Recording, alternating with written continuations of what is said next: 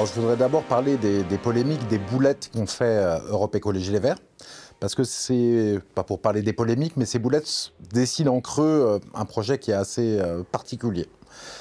Alors, la première polémique qui me vient à l'esprit, c'est celle du sapin de Noël du maire de Bordeaux, qui a dit que les sapins de Noël étant un arbre mort, il ne voulait pas le mettre, il ne voulait pas respecter la tradition et mettre un sapin de Noël sur la place de Bordeaux. Ouais, bien entendu, c'est une attaque des traditions françaises et de quelque chose qui fait plaisir aux gens. Il y a aussi l'anecdote du Tour de France, aussi la boulette qui a été faite par le maire de Rennes, qui refuse le Tour de France pour 2021, donc c'est trop machiste, trop polluant. Et pareil pour le maire de Lyon, qui, pour le Tour de France qui passe à Lyon cette année, dit qu'il n'était pas très content qu'il passe à Lyon, parce que c'est machiste et polluant. Enfin, il y a la Patrouille de France aussi, qui a critiqué le maire de Lyon, Grégory Doucet, et il a aussi interdit le survol de Lyon par la Patrouille de France le 14 juillet, jour de la fête nationale. Alors ces trois petites anecdotes, ces trois boulettes nous disent une chose, nous disent qu'en fait, Europe Écologie Les Verts n'aime pas les traditions françaises. Notre identité, ce qui nous fait plaisir. Parce que le sapin de Noël, le Tour de France, la Patrouille de France, c'est des choses qu'aiment les gens. Et ça fait partie de notre culture et de nos traditions. C'est donc une volonté de déconstruire nos traditions. Il y a quelques autres anecdotes qui disent autre chose, qui sont le fait que le maire de Lyon, lui-même, un champion, veut des cours d'école qui sont non genrés. Ce qui veut dire quoi? En fait, il veut plus que les garçons prennent une partie de la cour pour jouer au football. Ça l'embête que les enfants jouent au football et que les petits garçons s'amusent à ça. Il veut aussi un budget de la ville qui soit, lui, genré. C'est-à-dire qu'en fait, pour qu'il n'y ait plus de différence sexuelle entre les hommes et les femmes, et il va faire ça à travers le budget. Or, on ne parle pas d'inégalité homme-femme, sur laquelle il faut se battre, mais sur les différences sexuelles entre les hommes et femmes qu'il veut aussi déconstruire. Une autre façon de déconstruire, là, les identités individuelles. Il y a aussi le maire de Colombes qui nous en a fait une jolie, puisqu'il a comparé la police française à la police de Vichy, ce qui est quand même extraordinaire. La police de Vichy, qui était bien sûr, puisque la France était occupée en appui d'Hitler et de ce que voulait Hitler. Et là, c'est une haine de soi que cela montre, mais pire, cela amène, cette haine de soi, elle amène aussi à autre chose. C'est Emmanuel Cos qui, dans une émission avec Florian Philippot et Emmanuel Todt en 2013 pour la campagne des Européennes, avait dit, en fait, sur une question de Florian Philippot, il répond « Oui, nous voulons la dissolution de la France pour faire advenir l'échelon au-dessus, qui est l'Union européenne. » Et Florian Philippot l'avait remercié d'être honnête pour une fois et de dire les choses telles qu'elles sont. On voit donc qu'ils veulent la dissolution de la France et la déconstruction des identités et de l'identité de la France. Donc c'est un projet qui est quand même franchement gênant, c'est du gauchisme culturel et une idéologie vraiment, de l'idéologie à l'état pur, quoi, à ce niveau-là. Daniel Cohn-Bendit disait lui-même que c'était une secte, hein. Donc il y a toujours eu les deux partis.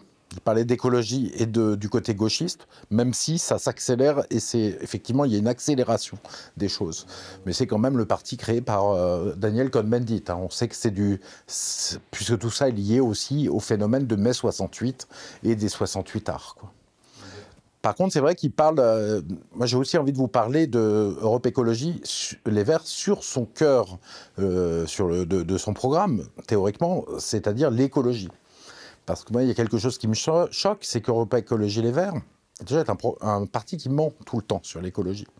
Il a fait passer dans l'esprit des Français, les gens qui regarderont cette vidéo, je suis sûr, en font partie, que par exemple, il faut interdire les voitures en ville parce qu'en fait, elles émettent énormément de particules fines et c'est un problème majeur pour la santé des Français. Alors c'est vrai que les particules fines sont un problème pour la santé des Français. Reconnaissons quand même qu'elles ont divisé par 2 depuis 30 ans à force de prendre des mesures pour des moteurs moins polluants, pour le chauffage et tout un tas de choses. Mais surtout, ils disent qu'en fait, donc c'est les particules fines émises par les voitures et c'est le problème. Or, si vous supprimez toutes les voitures en Ile-de-France, vous aurez toujours en Ile-de-France 92% des particules fines. Donc vous aurez posé des problèmes monstrueux aux gens qui amènent leurs enfants à l'école, au sport, qui se déplacent en week-end ou pour le travail, et vous aurez toujours 92% des particules fines. Donc c'est particulièrement scandaleux. Et là, les sources sont les sources Airparif, hein, c'est les sources officielles qui me permettent de vous dire ça. Voilà. Or, justement, en plus, ce n'est pas de réduire un peu les voitures qu'il faut faire, c'est avoir un programme beaucoup plus écologique, passer à 100% de voitures propres, c'est-à-dire électriques et à hydrogène, qui émettent pratiquement pas de particules. Ça, on est capable de le faire. C'est ce que je montre dans mon livre, Comment réaliser la transition écologique. Il faut un État stratège, mais ça, Europe Écologie Les Verts ne le veut pas. C'est une mesure symbolique et qui fait mal aux gens. Autre imposture d'Europe Écologie Les Verts sur l'écologie, c'est la stratégie sur le climat. C'est-à-dire que leur stratégie, c'est une stratégie qui vise à émettre finalement plus de CO2, contraire à leurs engagements. Pourquoi? Sur l'électricité, sur laquelle ils s'attaquent principalement, en fait, ils veulent que la France fasse comme l'Allemagne. Alors, première piste, l'Allemagne émet 10 fois plus de CO2 que la France pour fabriquer son électricité. On voit le problème. Pourquoi? Parce que si on fait comme l'Allemagne, ce que demande Europe Écologie Les Verts, c'est-à-dire fermer les centrales nucléaires et à la place produire de l'électricité à partir d'éoliennes et de panneaux solaires qui produisent la moitié du temps, quand il y a du vent, quand il y a du soleil. Et l'autre moitié du temps, évidemment, ce n'est pas les centrales nucléaires qu'on peut appeler. Elles ne répondent pas très rapidement à la demande. C'est des centrales au gaz ou au charbon. Ce qui veut dire que fermer les centrales nucléaires, c'est faire de l'électricité avec panneaux solaires et vent, et gaz ou charbon, ce qui veut la moitié du temps. Et donc, c'est émettre beaucoup plus de CO2. C'est donc complètement ridicule. Et j'ai, à la télévision, devant la numéro 2 d'Europe Écologie Les Verts, évoqué cela. Elle n'avait rien à répondre sur ce sujet. Vous dire, là, sur le nucléaire, il y a un vrai problème. Parce que Europe Écologie Les Verts nous dit qu'il faut fermer les centrales nucléaires qui n'émettent pas de CO2 pour les remplacer par des éoliennes et des panneaux solaires qui la moitié du temps produisent, mais quand il n'y a pas de vent ou pas de soleil, ne produisent pas. Et donc, qu'il faut adosser à des centrales gaz, forcément, ou charbon. Donc ça veut dire qu'Europe Écologie Les Verts, leur programme, c'est d'émettre plus de CO2, parce qu'ils ont leur ancienne contradiction de dire on est contre le nucléaire, on veut sauver le climat.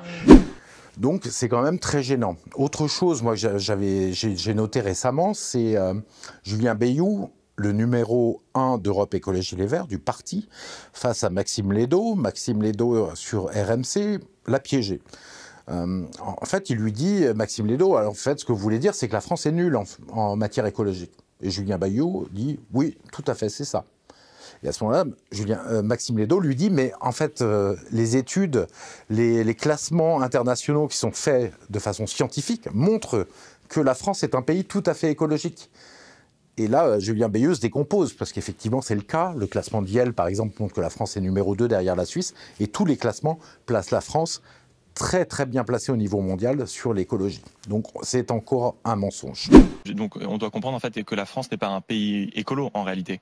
C'est ça, voilà. D'accord, mais bon alors, résumé. Pourquoi la science dit l'inverse? Parce que quand je regarde le classement IPI, qui est quelque chose de scientifique, je vois qu'il y a la qualité de l'air, il y a la qualité de l'eau, je vois qu'il y a les métaux lourds, il y a la biodiversité, l'habitat, les ressources, l'agriculture. On est deuxième pays le plus écolo, juste derrière la Suède, sur 180 pays, c'est la science qui le dit. Alors pourquoi vous dites l'inverse du coup? Parce que là vous faites un D'ailleurs, chose qu'on dit peu, la France, selon les données de la Banque mondiale, émet moins de CO2 par habitant, bien sûr, que tous les autres pays industriels, les grands pays industriels, mais moins que le terrien moyen, grâce en partie au programme nucléaire, mais pas que. Et si on va un peu plus loin, Europe Écologie Les Verts, si vous réfléchissez, quand vous parlez d'écologie, ils vous disent la France, c'est trop petite, elle ne peut rien faire, c'est l'Union européenne qui va faire. Donc le programme d'Europe Écologie Les Verts, en fait, c'est le programme de l'Union européenne. Et là, c'est aussi une tartufferie, puisque l'Union européenne, il n'y a pas de machin plus anti-écologique que ça. Pensons, je vais donner 2 exemples, mais on pourrait en donner beaucoup plus. Pensons par exemple à l'accord de libre-échange que l'Union européenne vient de finaliser avec le Brésil le 2 juillet 2020, ce qu'on appelle accord Mercosur aussi, qui est un accord catastrophique, puisque en fait, il fait un libre-échange sur l'agriculture, où les Brésiliens sont champions, produisent les steaks les moins chers du monde, très très forts en élevage, en soja. Qu'est-ce qui se passe? On va donc ruiner les éleveurs français et leur mettre une pression considérable sur les épaules, parce qu'en fait, on va importer beaucoup de viande et de soja brésilien, première chose. Et deuxième chose, c'est qu'en fait, les Brésiliens vont produire plus de soja et plus de viande, et tout cela en faisant partir en fumée l'Amazonie. C'est ce qui se passe concrètement. On défriche l'Amazonie pour avoir de nouveaux terrains pour l'exportation. Donc c'est un accord complètement anti-écologique. Mais ce n'est pas le seul. Et en fait, l'ensemble des accords de libre-échange, qui sont innombrables que signe l'Union européenne, de toute manière, c'est le transport de marchandises sur des milliers de kilomètres. Donc ce n'est pas du tout écologique. Et bien pire encore, effet bien pire, c'est le dumping environnemental. Puisque quand vous faites du libre-échange, le pays qui fabrique le plus salement a les usines qui s'installent chez lui. et inversement, prend les usines des pays qui mettent des normes environnementales. Donc ça bloque complètement les normes environnementales. Le gouvernement français se pose à chaque fois la question qu'il y a une norme environnementale, ça coûte un tout petit peu cher, même 1% de plus à produire et que c'est bon pour la nature et important, il ne va pas le faire parce que c'est des menaces de délocalisation de plus. Donc l'Union européenne est vraiment un machin anti-écologique et c'est scandaleux de dire que l'Union européenne va résoudre nos problèmes. Mais Europe Écologie Les Verts va plus loin, puisqu'en fait, ils nous disent aussi que c'est le parti de l'écologie et de la justice sociale, alors que l'Union européenne est encore plus antisociale qu'anti-écologique. On le sait, alors un exemple, les grandes orientations de politique économique qui dictent à la France, qui sont sorties chaque année, qui sont des recommandations fortes pour la France de programme économique, sont des demandes de destruction des acquis sociaux. Par exemple, la destruction des lois du travail qui ont été faites par Hollande et Macron ont été demandées par l'Union européenne dans les GOPE des années précédentes. Ces mêmes GOPE ont demandé aussi la réduction des retraites en France, à travers une retraite à points. Exactement le projet qu'a fait Macron et qui a mis des gens dans la rue, des Français dans la rue pendant 3 mois. Et l'Union européenne va toujours très loin là-dessus, c'est-à-dire que ça a été refusé, cette réforme, par la rue, mais elle remet la pression, et le plan de relance européen, où on donne plus d'argent qu'on en reçoit, en fait, ce plan de relance, pour avoir cet argent, il faut qu'on mette la réforme des retraites de nouveau sur les rails, quitte à rejeter les Français dans la rue. C'est Clément Beaune, le ministre des Affaires européennes, qui l'a dit à Ouest France il y a quelques jours, que en face de l'argent du plan de relance européen, qui est de l'argent qui est à nous en fait, eh bien, il allait proposer à l'Union européenne de réformer les retraites comme il l'avait promis précédemment. Donc on voit que Europe Écologie Les Verts ment éhontément sur l'écologie, a une stratégie qui est antisociale et aussi anti-écologique, puisqu'ils veulent émettre plus de CO2, etc., etc. Donc c'est pas ça qui va faire avancer l'écologie, on le sait. Et donc, ce parti est vraiment un parti Tartuffe. Merci Philippe Meurer. On rappelle que votre livre est toujours en vente dans les librairies et sur Amazon. Est-ce que vous pourriez nous rappeler le titre ? Comment réaliser la transition écologique ? Un défi passionnant où là, on prend vraiment à bras-le-corps les problèmes écologiques, tous les problèmes, dont les plus urgents sont bien sûr l'agriculture et la transition énergétique, se passer des énergies fossiles, et où il y a un vrai programme, des vraies mesures pour, en 20 ans, effectivement, résoudre ces problèmes qui sont urgents. Merci Philippe Meurer. Merci.